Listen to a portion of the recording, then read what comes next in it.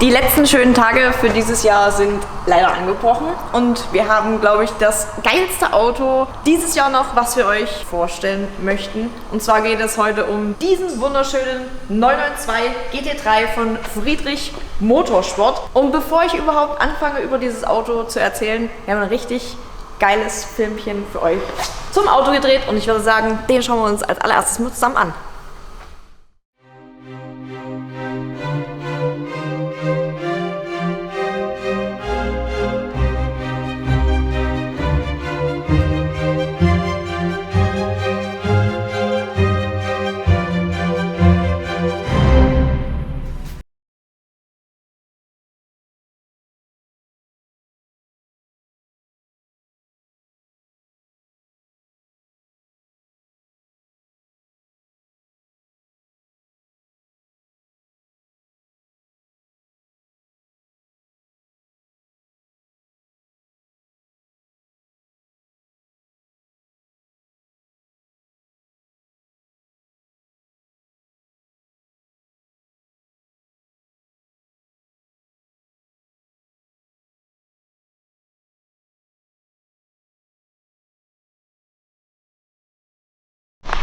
Ja, ich hoffe, ihr konntet schon mal so ein paar Eindrücke zum Auto sammeln. Ein wunderschönes Auto, absoluter Traum, wie er hier steht, auch in der Farbe einfach genial. Ich glaube auch nachher, wenn ihr den hören werdet, werden euch die Kopfhörer dann platzen, denn der hört sich richtig krass an.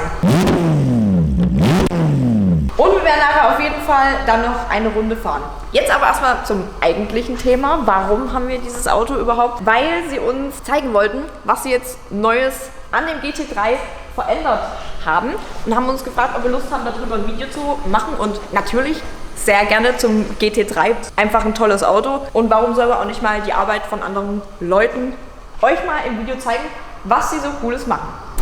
Fangen wir direkt, wenn wir vorne an der Front stehen, direkt hier einmal an. Die ganzen Teile einmal mitgegeben und zwar alle Plastikteile, die an dem Fahrzeug verbaut wurden, haben sie aufgewertet. Quasi kommt man mit. Ich zeige euch mal ein paar Teile. Alles haben sie natürlich nicht mitgegeben, sondern jetzt nur das, was man leicht transportieren kann. Und ich würde sagen, wir schnappen uns jetzt einfach mal vorne die Frontmaske und die Lippe und gehen mal zusammen zur Front. Ich denke, dann kann man sich das am besten vorstellen, wie das vorher mal ausgesehen hat.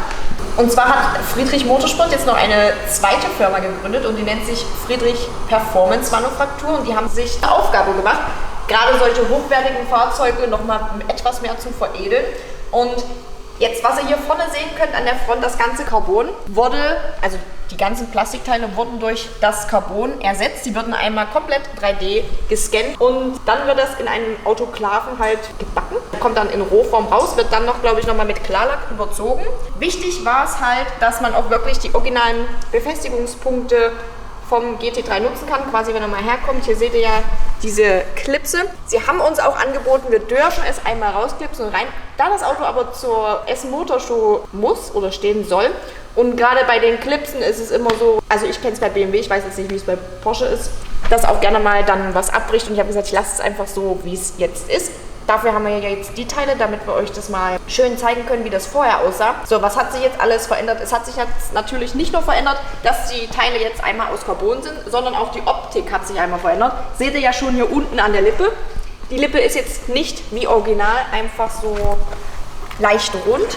Vielleicht können wir die auch einmal anhalten. Dann seht ihr schon, was sich verändert hat. Sie ist auf jeden Fall einmal breiter geworden und hat jetzt hier noch so wie ganz kleine Ansätze von Flaps. Was ich richtig cool finde, ist dann einmal, was sich hier an der Maske verändert hat. Und zwar hat sie dann hier an der Seite nochmal so, ja, auch wie Flaps bekommen, was ich finde, das Ganze nochmal ein bisschen aggressiver ausschauen lässt. Finde ich mega. Auch hier an den Tagverlichtern, müsst ihr noch mal ein bisschen näher rankommen, seht ihr auch, da wurde auch alles mit Carbon aufgearbeitet. Ich meine, natürlich, klar, auch original ist das Auto schon ein richtiger Hingucker, aber dann nochmal natürlich alles mit den Carbon-Teilen, sieht natürlich edel aus. Motorhaube haben sie jetzt nicht mitgegeben, aber die ist auch komplett aus Carbon. Wir können sie gerne mal aufmachen. Könnt ihr euch sie auch nochmal von unten anschauen. Das da direkt euch mal alles zeigen. So schaut das Ganze dann von unten aus.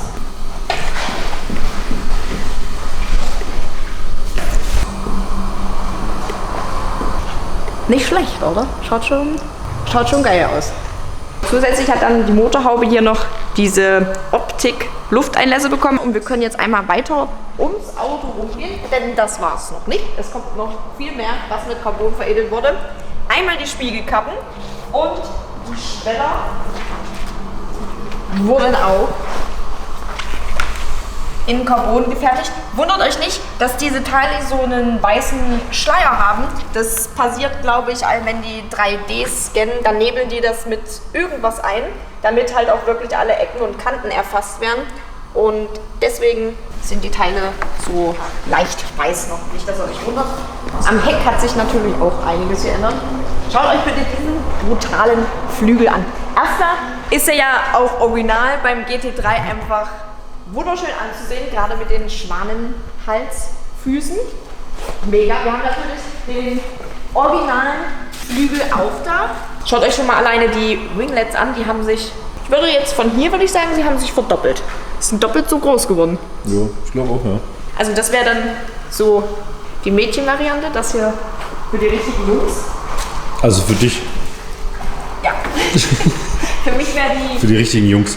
Für mich wäre die große Variante. Und was wir auch noch angefertigt haben, ist dieser kleine Aufsatz hier nochmal für das Flügelblatt. Den kann man übrigens auch auf den Originalspoiler kleben. Ja, es schaut schon geil aus. Also, das Heck wie gesagt, es ist alles jetzt aus Carbon. Das Flügelbrett, der Ansatz hier hinten und die Winglets. Was sagst du so zur Optik vom GT3 von hinten? Kommt schon übel auf jeden Fall, ja. Also man muss da mal so aus der richtigen Perspektive. Ich meine, das Auto ist ja werkseitig schon nicht ohne. Ja. Also ja, aber jetzt wirklich werkseitig total. Eine Perfektion und ich finde mit den Carbon-Teilen, das wertet halt das Auto auch das ist nochmal so ein i-Tüpfelchen fürs Auto. Was jetzt auch noch aus Carbon ist, bevor ich es nämlich vergesse, haben wir hier die Abdeckung. Brutal gefertigt schon, Ja, ne? Also das schaut richtig gut aus. Allein diese filigranen Sachen, Spaltmaße, überall wo du hinguckst. Also es könnte auf jeden Fall auch OEM-Werkscarbon sein von Porsche. Ne? Gerade die Optik vom Carbon gefällt mir halt auch richtig gut, weil das schaut halt einfach hochwertig, qualitativ super aus. Hier hinten hat sich natürlich auch einiges geändert. Können wir uns gleich mal anschauen, wie das Ganze vorher ausgesehen hat. Jetzt haben wir, seht ihr hier schon, nicht mehr nur ein Flap, wir haben sogar 2 Flaps und komplett die ganze Maske hier hinten, inklusive Diffusor, ist jetzt auch komplett aus Carbon. Ich will das wieder wegnehmen, damit du mal weiter drunter schauen kannst. Oh, der geht bis ganz runter, ne? Ja. Okay, krass. Ich hätte jetzt gedacht, das ist nur so ein Optikteil, aber das bringt wirklich was. Das bringt wirklich was. 4 Liter, 6-Zylinder Hochdrehzahl Saugmotor, den werde ich nachher hören. Wenn ich ihn schon alleine ja anlassen werde, werden wahrscheinlich die Vermieter von oben runterkommen und fragen, was hier los ist. Der hat auch noch einen thermoisolierten Fächerkrümmer bekommen und natürlich eine andere Abgasanlage, was ihr nachher auch definitiv hören werdet. Ich habe natürlich jetzt keinen Vergleichssound für euch, vielleicht finde ich mal einen von einem originalen 992 GT3, den ich euch einfügen kann.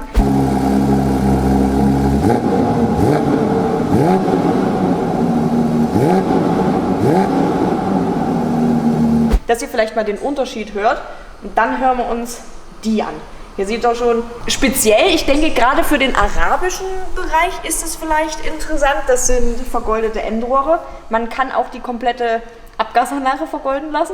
Auf jeden Fall. Speziell, wer es möchte, warum auch nicht. Die Endrohre sind jetzt auch noch mit Carbon ummantelt. Warum nicht, wenn man das Carbon einmal durchzieht, dann bitte auch an der Abgasanlage. Gewichtsersparnis zu der Abgasanlage, zu der Originalen, haben wir 10 Kilo plus 31 PS mehr. Original hat der GT3 510 PS und 470 Newtonmeter. Quasi hat er dann 541. Nur durch die Abgasanlage? Nur durch die Abgasanlage. Das hört sich gut an. Das hört sich sehr gut an. Wunderschönes Auto, wunderschöner Klang. Ich würde euch gerne noch den Innenraum einmal zeigen. Der stand leider vorhin im Regen, deswegen, ja. Sieht aber auch schön aus mit dem... Ist er jetzt auch innen nass? Nee, innen nicht, aber sieht auch schön aus mit dem Perleffekt. Also egal ob außen oder innen wurde natürlich jetzt nichts verändert, aber Porsche kann einfach Autos bauen. Sag mal, kann es sein, dass das irgendwie dein Auto ist oder warum wird hier so geschwärmt? Ja, also ich muss ehrlich sagen, wenn ich das Geld hätte, würde ich mir jetzt kein 992 kaufen, sondern eher den 991, also das Vorgängermodell. Das ist einfach ein Traumauto. Fährt geil, hört sich geil an, Saugmotor, was mir halt immer extrem wichtig ist, geht wie die Pest. Du kannst das Auto im normalen Straßenverkehr bewegen und du kannst es aber auch so, wie es halt jetzt ist, sogar auf der Rennstrecke bewegen. Du musst jetzt nicht, wie ich, den E46 noch etwas Geld investieren, damit du ihn auf der Rennstrecke bewegen kannst. Das Auto ist halt einfach ein Traum. Das Einzigste, was für mich halt blöd ist, schaut euch das mal an. Na, passt doch. Ich bräuchte jemanden, der mir vielleicht auch irgendwie noch Das Schöne ist, du guckst halt immer auf den Tacho direkt, ne? Ja, das ist echt super, aber effektiv ist es jetzt nicht gut. Man könnte das Lenkrad noch ein bisschen runter machen, aber ja. Da müsste man vielleicht noch mal rumfragen, ob jemand Konsolen für die Sitze bauen kann, für mich. Ich kenne da jemanden.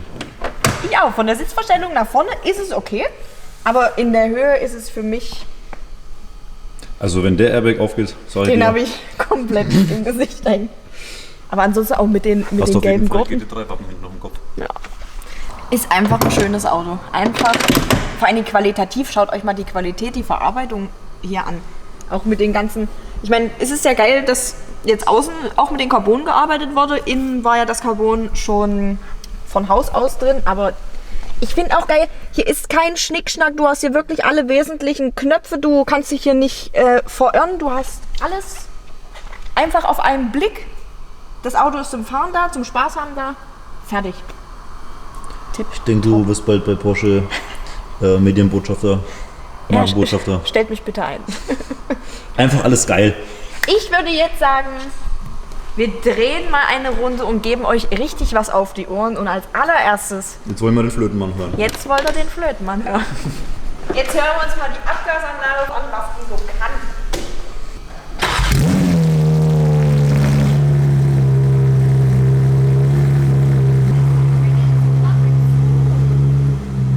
Das ist Klappe zu, normaler Modus. Wir stellen jetzt um auf Sport, Klappe auf. Tunnel stürzt ein.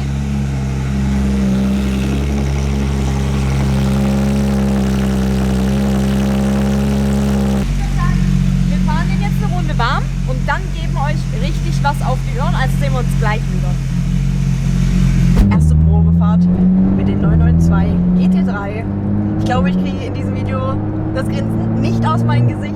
Und das Krasse ist so laut hier drin. Übel geil. Es ist eigentlich ein absolutes Traumauto, auch gerade für mich, weil es halt einfach ein Sauger ist. Und ich liebe Saugmotoren. Gerade umso höher die Drehzahl wird, umso mehr steigt halt auch dieses Volumen. Und der Klang von diesem Motor ist einfach...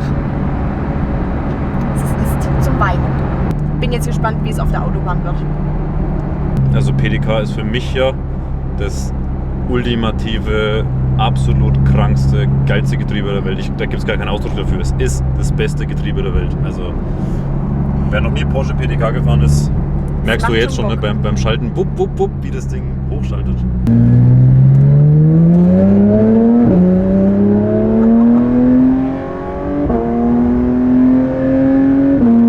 Also sorry, wenn ich da nicht so viel erzähle, aber ich genieße einfach diesen Klang von dem Auto. Was für ein Mode fährst du jetzt gerade? Sportmode, Komfortmode, was ist das? Nee, ich fahre jetzt gerade ganz normalen Mode. Nichts Sport, noch gar nichts. Können wir gleich mal alles umstellen, aber ich das will mich... Das ist noch nicht mal mit Klappe offen und allem? Nee, es ist noch nicht mal Klappe auf. Also ich habe noch gar nichts an. Dann switchen wir jetzt eben mal um auf Sport. Habt ihr einen Unterschied gehört? Jetzt hat er die Klappen aufgemacht. Hast du es gehört? Das war jetzt erst Klappe auf. So, Klappe zu. Uiuiui. Ich muss mal den Schalten noch machen.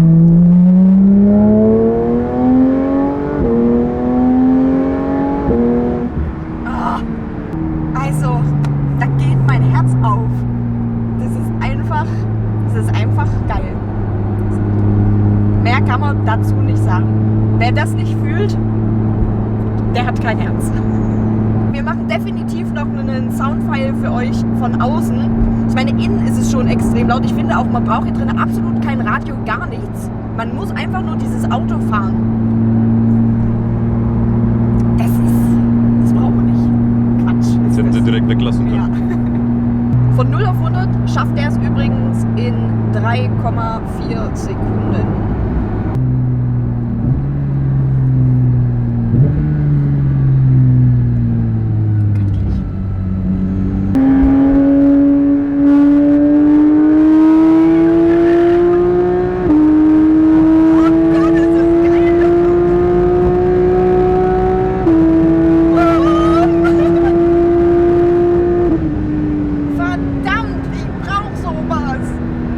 Ich weiß einfach nicht mehr, was man dazu sagen soll. Ich weiß es nicht.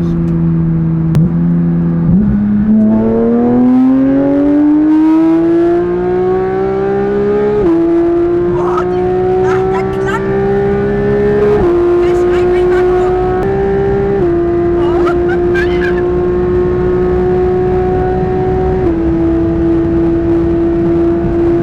Verdammt, Höchstgeschwindigkeit sind übrigens 318 km/h, was er schafft. Also es tut mir echt leid, wenn ich hier die Fassung verliere, aber ich muss mich erstmal wieder sammeln. Das ist einfach geil. Oh Gott. Ich würde sagen, wir machen mal Soundcheck von außen, oder? Definitiv.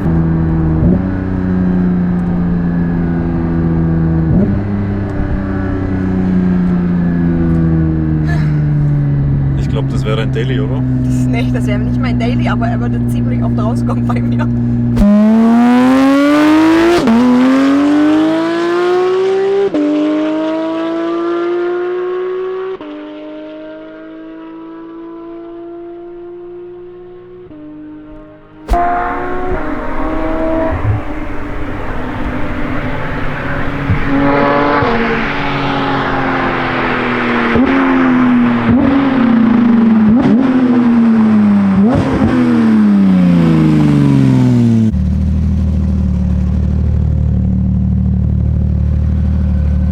So, jetzt geht mal hinter, hört euch das mal an, wie der klingt.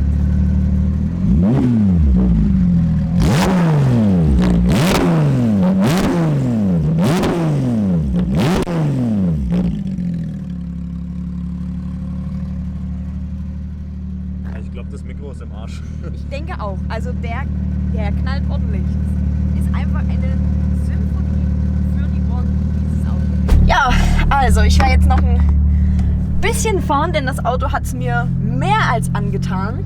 Ich hoffe, euch hat das Video gefallen. Ich verlinke euch natürlich alles von Friedrich Motorsport und Friedrich Performance Manufaktur unten in der Infobox und werde mich an dieser Stelle bei euch verabschieden. Wir sehen uns im nächsten Video.